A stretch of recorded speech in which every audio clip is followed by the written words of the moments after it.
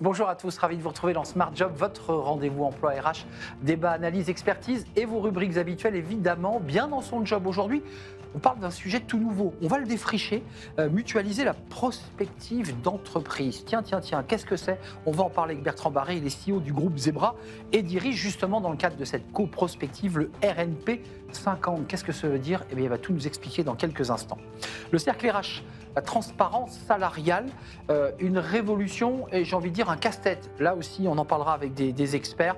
Julien Geoffreau, qui est directeur des rémunérations et data RH au groupe Vive. Sandrine Dorbe, elle est experte en stratégie de rémunération. Et puis David Guillouet, avocat en droit social, justement spécialiste de ces sujets chez Décideur RH. Et puis on aura évidemment avec nous Caroline de Selvin pour nous éclairer justement sur ce sujet qui est une véritable bombe sociale. Voilà le programme et tout de suite, évidemment, c'est bien dans son job.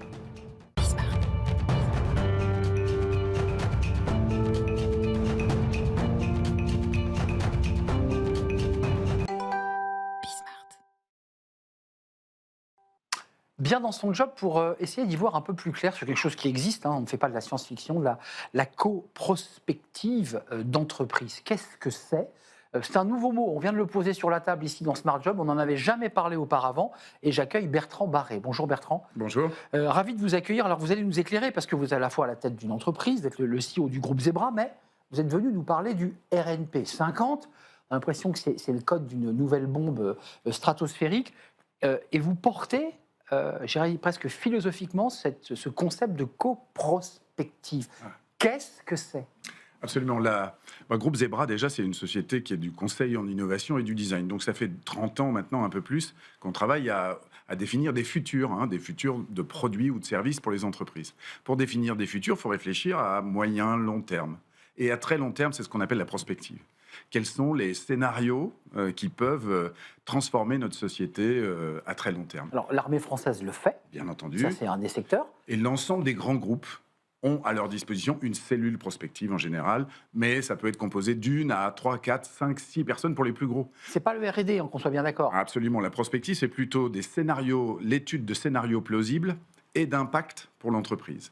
Donc, quand c'est fait par des consultants, on peut appeler ça de la tendance, on peut appeler ça de l'évolution. Non, là, c'est de l'entreprise. Ceux qui sont dans la boîte. Ceux qui sont dans la boîte et qui travaillent pour leur COMEX et pour les boards d'entreprise, en essayant de définir les futurs possibles et les conséquences sur les décisions du patron maintenant. Si vous montez, on l'éclaire. Absolument. Si vous avez un projet de monter une entreprise dans tel ou tel pays et qu'à 10 ans, l'instabilité politique ou tel ou tel facteur fait qu'il y a risque, c'est la mission de ces boîtes-là. Donc ça veut dire, et on va rentrer dans le RNP, parce que là, ça, c'est la prospective telle qu'on la connaissait il y a 5 ans. Avec RNP 50, ça veut dire que tous ces prospecteurs qui éclairent leur CEO vont se réunir. Donc, et attendez, il y a quand même des marques qui sont entrées dans le jeu. On a Michelin, on a Somfy, on a Schneider, on a Veolia. Ça veut dire que tous ces gens acceptent de se mettre autour d'une table dans un bureau. Géodis également, oui, bien sûr. En fait, la prospective est un peu apparue, a été mise en lumière au Covid. Souvent, ce sont des gens qui étaient honnêtement, un peu planqués dans les... isolés, ouais. Un petit peu. Et puis, à un moment, une crise majeure, ils ont été convoqués dans tous les COMEX en disant raconte-moi ce qui peut se passer, c'est quoi les schémas, est-ce que tu as prévu ça? Et là, c'est redevenu d'actualité. Ouais. Problème, chacun d'entre eux réfléchit avec ses possibilités. La prospective, ça se doit d'être holistique. Il faut vraiment tout lire, tout comprendre, tout expertise. C'est hyper complexe. Et ils sont souvent un peu isolés. Or, en ce moment, le maître mot, c'est faire alliance. Faire alliance. On est dans un monde où les États-Unis ont choisi leur camp, le bloc a choisi son camp. Nous, l'Europe, vous le savez tous, on a un peu de mal à faire bloc. Donc nous, c'est notre concept, on ne pense plus qu'à ça, faire alliance. Et RNP 50, c'est ça, c'est un mouvement, un do tank, comme disent les spécialistes européens, pour que, enfin, les grandes boîtes réfléchissent entre elles à établir des scénarios crédibles. En ce moment, on ne parle que de l'IA et de la tech. Il n'y a pas que ça. La mobilité, la micromobilité, c'est fondamental. Est-ce qu'on va rouler en automobile électrique dans des villes où on ne veut plus d'automobile? Pas 2035. De toute façon, les villes font tout pour nous empêcher de rouler en voiture. Donc, qu'elle soit électrique ou autre chose, ça ne sera pas ça la solution. Excusez-moi, c'est la base pour le CEO, lorsqu'il a une étude un petit peu intelligente faite par son prospecteur collectif ou pas, de pouvoir lancer quoi? De l'influence, de pouvoir commencer à engager des marchés C'est essentiellement de prendre les décisions aujourd'hui qui peuvent avoir des conséquences demain en connaissant les scénarios potentiels. On établit des scénarios potentiels, donc des impacts à court terme. Pour ceux qui nous regardent et qui souhaiteraient entrer dans cette danse, on voit que ça concerne des très grosses entreprises. Elles ne partagent pas leurs secrets de famille et de fabrication. Je veux dire, ils ne peuvent pas donner leurs secrets de fabrication d'un pneu Michelin. Enfin, je veux dire... Alors, dans ce concept de co-prospective, si. À l'inverse de ce qu'on pense depuis longtemps, l'idée, c'est de partager.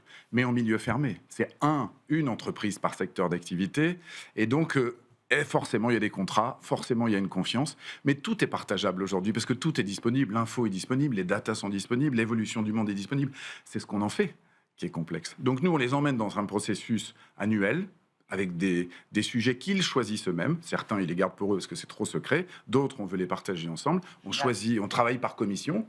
Et puis, on avance avec des méthodes que nous, on applique chez Groupe Zebra pour essayer d'emmener tout le monde vers des scénarios qu'à la fin, ils garderont pour eux, chacun d'entre eux. Il y a un travail commun et une exploitation différenciée. J'entends quand même que cette co-prospective, c'est aussi une bataille de blocs et c'est une manière de nous unir, de nous serrer les coudes face à des mastodontes qui ont décidé de nous faire la guerre économique, pour le moins. Mais c'est essentiel. Je dis souvent que nous sommes en France, pays majeur, fantastique, historiquement fantastique, des écoles fantastiques, mais on est un tout petit pays. Moi, je dis souvent qu'on est le Brest de l'Europe. On est à l'extrémité de l'Europe, donc personne ne nous voit. On crie, on parle fort, mais sans faire bloc, on n'est pas grand-chose. Juste avant de nous quitter, Bertrand, ça a démarré, là, les intergroupes? Oui, ça a démarré depuis 6 mois maintenant. On a 2 sujets qui ont été lancés. Un sur l'IA et la sécurisation des données et l'exploitation de ces données. C'est un sujet monstrueux, qu'on soit chez Somfy dans l'habitat ou Géodis, c'est essentiel. Est-ce que demain, ce sera régulé, pas régulé, complètement libéralisé, des tas de scénarios probables. Donc on étudie ça. Et un deuxième sujet qui est justement la bloquisation. Comment opérer dans un monde où forcément toutes les contraintes logistiques, toutes les alliances stratégiques industrielles, tout est remis en cause. Tout le flux et la fabrication de A à Z. Personne ne connaît vraiment ce que seront les politiques commerciales, les gouvernements, etc. Donc il faut établir 4 ou 5 scénarios et les impacts probables. Merci Bertrand Barré d'être venu nous éclairer sur un sujet prospectif et d'ailleurs utile à nous, puisqu'on n'avait jamais expertisé ce sujet. Vous êtes le CEO du groupe Zebra, mais là, le sujet qui nous importe, c'est le RNP 50.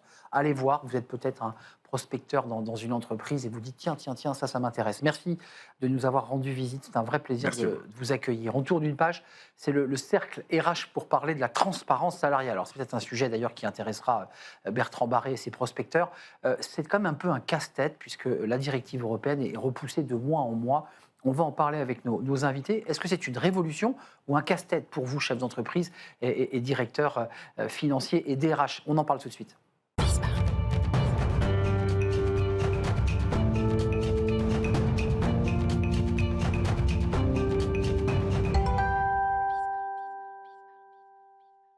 Le cercle RH, le débat de Smart Job pour parler d'un sujet qui nous concerne tous, en tout cas vous les salariés, la transparence salariale. Est-ce que c'est une révolution ou un casse-tête pour les entreprises?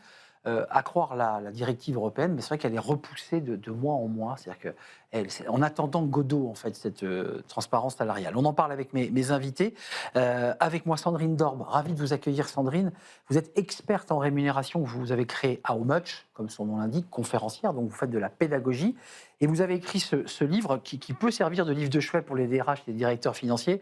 La rémunération n'est pas qu'une question d'argent. Définir et mettre en place une stratégie adaptée chez Duno. Voilà, ça c'est votre livre. Merci d'être là. Julien Geoffriot, ravi de vous accueillir sur le plateau. Directeur des rémunérations et data RH. Alors vous êtes en première ligne sur cette question au sein du groupe Vive. Merci d'être là. Il y a des vraies questions parce que le groupe Vive, c'est plusieurs entreprises, plusieurs verticales. Est-ce qu'il y aura une transparence complète sur le groupe ou par mutuelle? Je vois sourire, mais c'est une question qui doit vous être posée. Et puis avec nous, David Guillouet, vous êtes avocat en droit social, fondateur de Voltaire Avocats, les avocats qui conseillent. Et à mes côtés, Caroline de Senneville, journaliste chez Décideur RH. Caroline, d'abord, un petit mot de cadrage, parce que vous avez une expertise chez Décideur RH, vous avez traité ce sujet à plusieurs reprises. Révolution, casse-tête, bombe sociale? Un peu de casse-tête et de bombe sociale. Au-delà des mesures assez techniques prévues par la directive, je suppose qu'on va y revenir. Je voulais revenir sur un élément, c'est la directive promeut le principe de valeur comparable des emplois pour sortir de la notion qui n'a pas encore totalement fait ses preuves de travail égal, salaire égal. Cette nouvelle approche implique de comparer la valeur produite par des emplois totalement différents, à prédominance masculine et féminine. Ça devrait ouvrir un chantier assez important autour de la classification des métiers. Il faudra passer en revue les systèmes d'évaluation et de classification des emplois, les structures de rémunération. Là, on est dans le casse-tête, là. C'est une opportunité pour les représentants du personnel. Ça risque d'être un sacré casse-tête pour les RH et potentiellement une bombe sociale. Une bombe sociale. Je me tourne vers vous parce que je vous ai vu esquisser un petit sourire. Vous êtes en charge de ce sujet dans un groupe qui est très important. Casse-tête pour vous ou véritable révolution ou les deux à la fois? C'est un casse-tête, c'est une révolution, mais c'est aussi une très belle opportunité. Une opportunité d'aller vers un vrai changement. Là, on a un vrai changement de paradigme sur la rémunération. On passe de quelque chose qui a toujours été globalement assez opaque, soit parce qu'on a toujours procrastiné l'arrivée de la transparence ou la structuration de tout ce qui était nécessaire pour arriver à une transparence, soit parce qu'on était plutôt gagnant à cette opacité, fondamentalement. Ah oui. Et aujourd'hui, on voit l'intérêt quand même de passer une transparence parce que c'est une vraie attente de la plupart des collaborateurs et aussi des futurs collaborateurs. Toutes les enquêtes de recrutement montrent que la rémunération est globalement dans le top 3 des attentes, mais ce n'est pas tant le montant qu'être sûr qu'on est payé équitablement par rapport aux voisins. Et ceux qui oublient de le mettre dans l'annonce, en général, l'annonce n'est pas cliquée. Enfin, on le voit, c'est des chiffres très clairs. D'ailleurs, Caroline. sur Indeed en France, une offre d'emploi sur 2 ne mentionne pas d'information salariale. Il y a encore du travail. Indeed était venu sur ce plateau, d'ailleurs, pour faire un appel, non pas au don, mais un appel à mettre la rémunération. Qu'est-ce que vous leur dites, vous, aux clients que vous accompagnez? Vous faites des conférences. Est-ce que vous portez ce sujet de la directive en disant c'est une belle opportunité? Vous leur dites, je comprends que vous grattiez un peu la tête parce que ça reste complexe, à tel point que la directive est repoussée d'ailleurs. Alors, elle n'est pas tant repoussée de par sa complexité que par les mouvements qu'il y a dans le lobby. Ce que je dis aux entreprises, aux dirigeantes que je rencontre, c'est oui, c'est un casse-tête. On ne va pas se mentir, c'est un casse-tête. Mais maintenant qu'on s'est dit ça, maintenant qu'on s'est dit c'est compliqué, ça peut être complexe, ça peut être sensible, comment on fait pour le mettre en place sereinement de manière la plus pragmatique possible pour recueillir justement les bénéfices de cette transparence. Puisqu'on doit y aller, autant essayer d'aller vers ce qui va nous rapporter quelque chose. Sandrine, juste, on va l'avoir avec Caroline, mais qu'est-ce qui est un casse-tête? C'est l'enjeu technique, c'est la récupération des datas, c'est de calculer le nombre d'heures. Enfin, qu'est-ce qui est compliqué?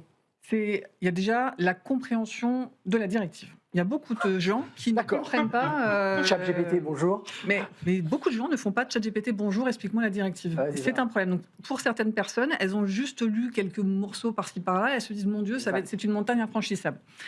Ensuite, dans beaucoup d'entreprises, il n'y a pas ce que moi j'appelle une politique de rémunération, à savoir un ensemble de règles qu'on applique à tout le monde. Donc, quand les règles, elles ne sont pas claires, quand on se dit, en fait, on va donner accès à tout le monde aux règles, on se dit, ah mince, il faut définir les règles. Et ça, déjà, entre dirigeants et dirigeantes, il faut se mettre d'accord. Il y a un amont, en fait. Il y a un amont. La classification des emplois. Moi, on me dit, mais moi, ça va être très simple, on a déjà une classification. Et ce que j'aime bien faire quand j'arrive dans une entreprise, je prends le poste de chef de projet, parce que souvent, on me dit, il n'y a rien qui ressemble plus à un chef de projet qu'un autre chef de projet. Je prends un niveau au hasard. Et là, on voit que déjà, quand on fait la requête dans le système de paye, il y a chef de projet au singulier, chef de projet au pluriel, chef de projet au singulier, chef de projet au pluriel, chef de projet avec un espace. Et que la fourchette de rémunération, et je l'ai fait il n'y a pas longtemps, je suis une cliente. Et qu'est-ce qui se passe, on gagne plus ou on gagne moins? Quand on regarde, quand on a cliné déjà le chef de projet, on voit que les chefs de projet sur un certain niveau sont payés entre 35 000 et 100 000 euros. Ah oui, d'accord. On se dit, tiens, on n'est peut-être pas sur un emploi. Il y a un peu de boulot. Vous avez réagi, vous y croyez, cette directive? C'est un peu comme, vous savez, la voiture électrique en 2035. C'est-à-dire que chaque mois, on nous dit, non, attendez, c'est peut-être pas sûr, on va voir. Est-ce que c'est un peu le même sujet, là, qui est posé? Alors, pas que j'y crois pas, c'est juste qu'il y a une date d'entrée en vigueur qui est fixée au mois de juin 2026, donc, et qui est plus est fixée par les instances supérieures de l'Union européenne. Donc il va bien falloir qu'on se mette un petit peu en ordre de bataille. Actuellement, on n'a pas de gouvernement, ou en tout cas, on est en phase d'en avoir un qui est censé présenter un texte de transposition, ce qui explique un petit peu le retard à l'allumage. Nous, ce qu'on dit aux clients, c'est d'ailleurs très proche de vos préoccupations, c'est n'attendez pas la dernière minute, parce que la directive est précise. Certes, de compréhension un peu délicate, mais elle néanmoins relativement précise. Compréhensible, excusez-moi. Je pense qu'elle est quand même à peu Accessible. près, elle est à peu Non, près mais- accessible. Il y a 23 pages de préambule, Ok. donc au moins, je dirais, on Déjà, explique lisons le contexte, préambule, quoi. On lit le préambule. Après, le sujet qui a été évoqué par Madame, qui est un vrai problème, c'est parfois l'immense bazar qu'il y a dans les entreprises, Concret. entre les libellés de poste qui sont pas toujours très clairs, ou aussi parfois les fonctions qui sont pas en rapport avec les libellés de poste. Donc, vu qu'on parle d'un travail de valeur égale, C'est le travail de Julien, ça, le concret. il faut parfois faire une espèce de grosse enquête RH.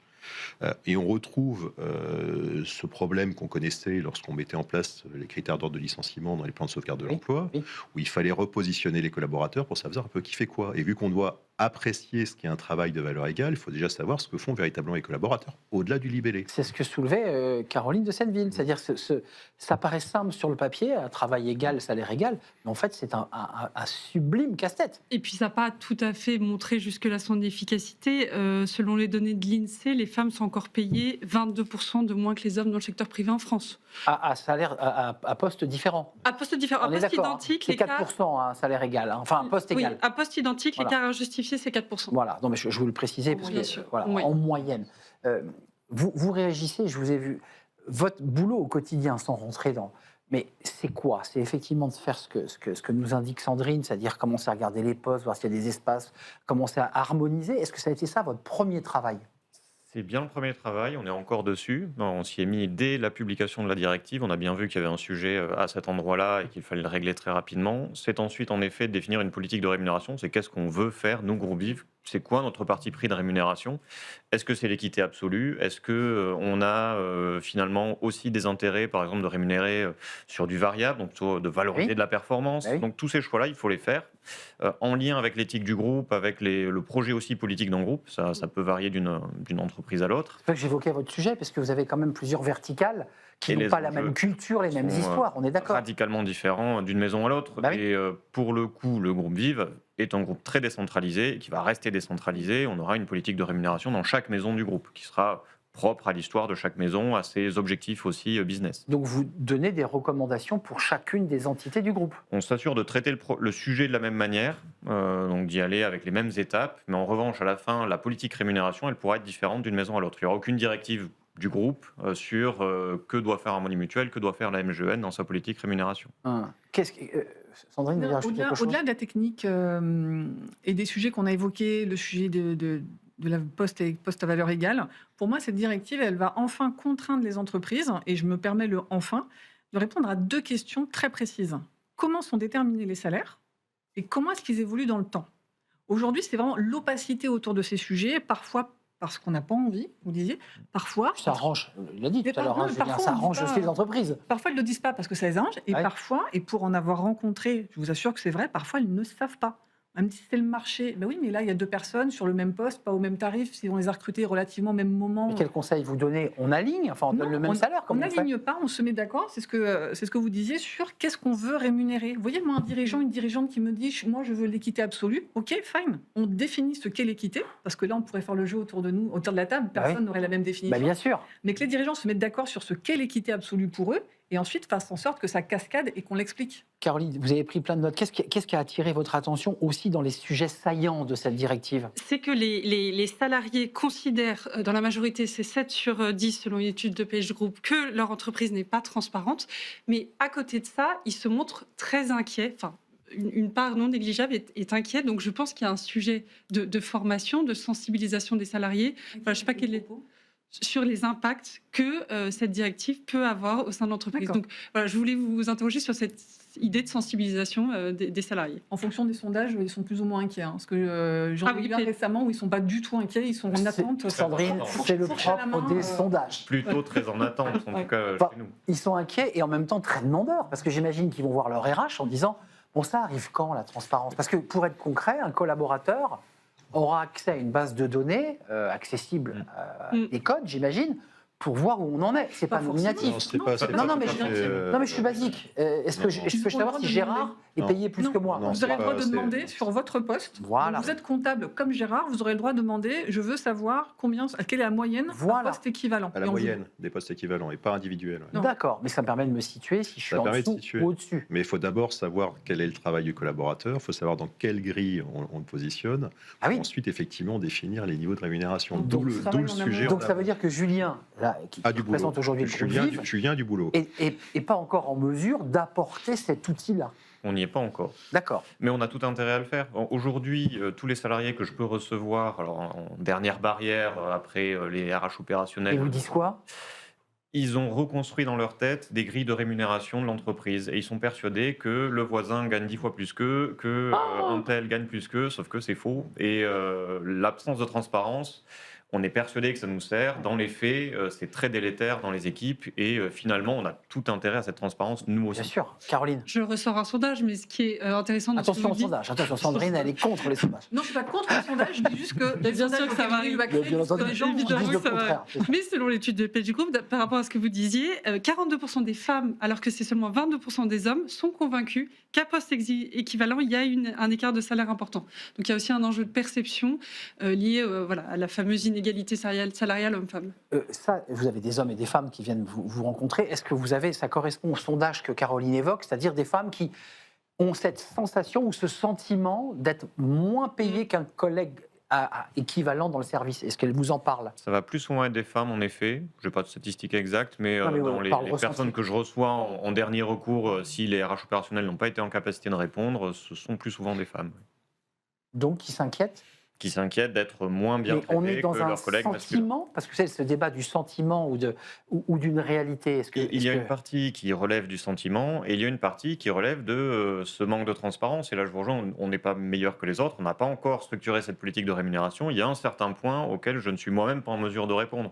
Il y a un écart qui va être de l'ordre de 10% entre deux personnes. Mais on va me dire, il y en a un qui a potentiellement un meilleur diplôme. Est-ce qu'il lui est plus utile pour l'emploi qu'il est en train de faire ? On n'en a pas encore jugé. Potentiellement, j'ai un physicien nucléaire qui fait de la comptabilité. Est-ce que c'est utile ou pas? J'en sais rien. Et pourtant, il a un doctorat. Enfin, je ne vais pas soulever un débat politique, mais l'égalité à tout prix, comme ça, elle présente un certain danger, puisqu'elle va niveler les qualités individuelles de chacun. Mais personne n'a parlé d'égalité à tout prix. Non, mais les 36 pages de la directive ne parlent pas d'égalité à tout prix. Parce que on parlait d'égalité, enfin, l'idée d'équité. Certaines entreprises, certains dirigeants d'Irlande disent « moi, je veux l'équité à tout prix ». Ils sont pas. On est d'accord. Et ils vont vers une équité à tout prix, et ça correspond à la culture de leur entreprise et c'est circonstancié à leur minoritaire, Sandrine. Absolument. Ouais. Vous en pensez quoi, vous, à vos clients? Vous leur donnez des conseils d'organisation? Vous leur donnez des outils pratiques? Qu'est-ce que vous apportez en tant que cabinet d'avocats? En fait, nous, on a pris le parti d'alerter les clients justement sur les principaux apports de la directive, sur le fait que procrastiner serait probablement une erreur. Et puis, on a essayé d'identifier un certain nombre de blocs dans la directive, notamment sur avant l'embauche, au travers tout ce qui est transparence des rémunérations dans les offres d'emploi, après l'embauche, le rôle des représentants du personnel, et puis tous les chantiers RH qu'on a essayé d'identifier pour inciter les clients justement à en prendre la mesure, notamment avec leur directeur des systèmes de rémunération. Dès qu'il y aura une transposition, évidemment, les choses vont s'accélérer. Et juste un point que je me permets de rajouter, il y a un sujet qui n'est pas véritablement pris en compte lorsqu'on entend les commentateurs de la directive, c'est que c'est quand même un sujet européen, et qui a quand même un enjeu groupe pour les groupes qui sont effectivement installés dans plusieurs pays de l'Union, c'est que en termes de retour de data RH, ça va permettre notamment d'avoir une visibilité qu'à mon avis on n'avait pas jusqu'ici sur justement global. Et je vois un certain nombre de groupes qui se disent quitte à aller justement dans la transposition de la directive, on ne va pas le faire pays par pays, on va essayer d'avoir une approche européenne du sujet. Quel travail! Voilà, c'est titanesque. Les partenaires sociaux, on parle des salariés, on parle de leur inquiétude à travers ce sondage.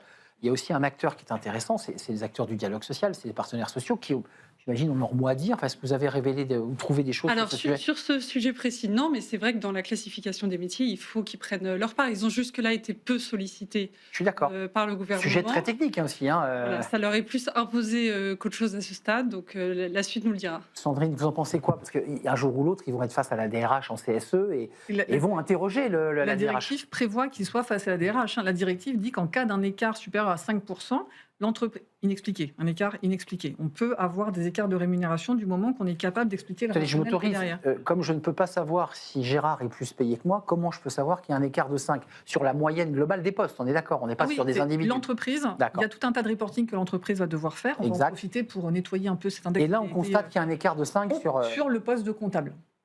Donc la DRH doit dire aux partenaires sociaux, je fais la synthèse, hein, j'espère que vous m'excuserez d'aller un petit peu vite sur le droit, mais la DRH devra dire aux partenaires sociaux, on constate un écart de 5% sur le poste de comptable, voilà ce qu'on compte mettre en place pour réduire cet écart. Et elle se tourne vers son responsable des rémunérations. Oui, mais elle doit le dire aux partenaires sociaux et la directive dit ils doivent travailler en collaboration là-dessus. C'est pas juste je fais je n'en parle pas aux partenaires sociaux comme c'est le cas aujourd'hui dans l'index où on doit plus en parler aux partenaires sociaux. Là, c'est-à-dire maintenant il va falloir qu'on travaille ensemble sur la réduction de ces écarts. Wow. Donc la directive leur donne un rôle important Passionnant. sur ce sujet-là, au-delà de ceci de classification. On est dans des cas très concrets. Là. Vous avez parlé de la manière de chercher chef de projet, mais là, on a le cas de X qui est chez vous. Il y a un écart dans le secteur de 5. Vous dialoguez avec les partenaires sociaux parce que vous aurez ce dialogue. Comment on résout le problème? C'est-à-dire la solution pour équilibrer. Comment on fait là? Comment vous faites? Si l'écart il est injustifié, c'est-à-dire on a défini en amont toute notre politique de rémunération, on a mis, comme le dit la directive, des critères objectifs. Et là, c'est là qu'il y a un vrai sujet aussi.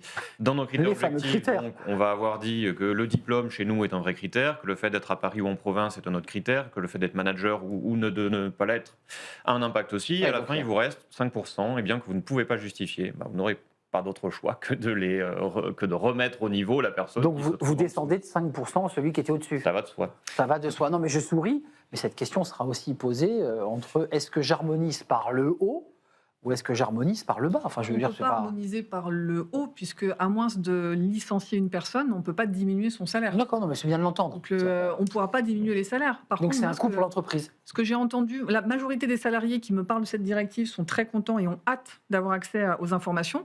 Il y en a certains, très peu, qui me disent moi je suis très inquiet parce que toute ma carrière j'ai négocié. Je me suis battu, ouais. Et je trouve ça injuste que les autres bénéficient des mêmes avantages que moi. Est-ce qu'il y a des cas de figure où les femmes, parce que l'entreprise est très dynamique et très en avance, seraient plus payées qu'un homme? Vous avez des cas comme ça? Certainement. Il y a certainement des postes où une femme est mieux rémunérée qu'un homme, c'est sûr. Enfin, on va pas c'est sûr. Et son homologue masculin pourrait, en demandant la stat, demander comment ça se fait que je suis très en dessous de la moyenne, sans avoir le salaire de sa collègue. Mais c'est sûr qu'il y a des postes où les femmes doivent être Julien. Et le problème va au-delà du femme-homme, c'est aussi entre les femmes et entre les hommes. Oui, je suis d'accord. C'est vraiment tous les salariés qui vont être soumis à souvent, le sujet est posé comme ça, égalité femmes-hommes. Un dernier mot, je crois que vous aviez des contacts avec des cabinets qui vous disaient quoi? Ils sont optimistes, pessimistes sur l'arrivée de cette directive parce qu'elle va être transposée, peut-être transformée. Oui, j'ai échangé avec une associée chez Deloitte qui disait qu'effectivement, ça semble être pas mal en stand-by et que les entreprises, certaines, du moins, se disent, bon, on a le temps, donc on va prendre le temps. C'est une erreur, comme vous disiez. C'est ça. Alors, c'est pas complètement le cas. C'est-à-dire qu'il y avait un texte qui avait été commencé à être préparé par les services gouvernementaux, qui devait être transmis aux partenaires sociaux. Il se trouve que le gouvernement n'est plus là. Il y a plus personne pour envoyer. Mais de toute façon, ce truc-là va ressortir avec le prochain gouvernement. C'est une obligation que la France s'est elle-même imposée, justement, parce qu'elle est destinataire de cette directive. Donc, on n'a pas le choix. Juste avant de nous quitter, d'un mot, peut-être Caroline peut y répondre, mais est-ce que vous avez calculé le surcoût potentiel de cette directive? Parce qu'on voit quand même bien le travail que vous faites. J'imagine les efforts avec vos équipes et peut-être même un surcoût parce qu'il faudra rééquilibrer les salaires vers le haut. Est-ce que ça, c'est quelque chose que vous avez en tête? On n'y est pas encore, mais on espère y arriver avant le texte. Mais vous touchez à l'autre partie du problème, qui est la disponibilité de la donnée, pour être capable de faire ces calculs-là, de croiser tous ces nombreux critères qu'il va falloir désormais croiser. Et aujourd'hui, nos systèmes RH ne sont pas du tout faits pour ça. Les outils data, SI-RH. On imagine la RH comme dans un film américain où elle reçoit une demande de moyenne, elle se tourne vers son ordinateur, elle tape frénétiquement. Comme dans les films policiers, quoi. Bien sûr. Malheureusement, c'est pas le cas. Ça nous arrangerait, ce que je dis. Merci d'être venu nous éclairer. Vraiment, c'est un débat passionnant qu'on va suivre parce qu'on va essayer de s'y intéresser jusqu'au moment où elle sera transposée. Merci Julien Geoffriot, d'être venu parler à cœur ouvert aussi de votre quotidien, directeur des rémunérations Data RH au sein du groupe Vive. Merci à Sandrine Dorbe. La rémunération n'est pas qu'une question d'argent, on vient de l'entendre, c'est aussi une question de data. Enfin, je ne sais pas si vous en parlez dans le livre, c'est sorti chez Duno. Et merci à David Guillouet, le cabinet d'avocats Voltaire Avocat. Vous êtes le fondateur de ce cabinet. Et merci à Caroline de Selvi de nous avoir accompagnés, de nous avoir apporté quelques informations comme ça un petit peu confidentielles. Merci à vous quatre, merci à vous, merci de votre fidélité. Je vous dis à très bientôt et d'ici là, portez-vous bien. Bye bye.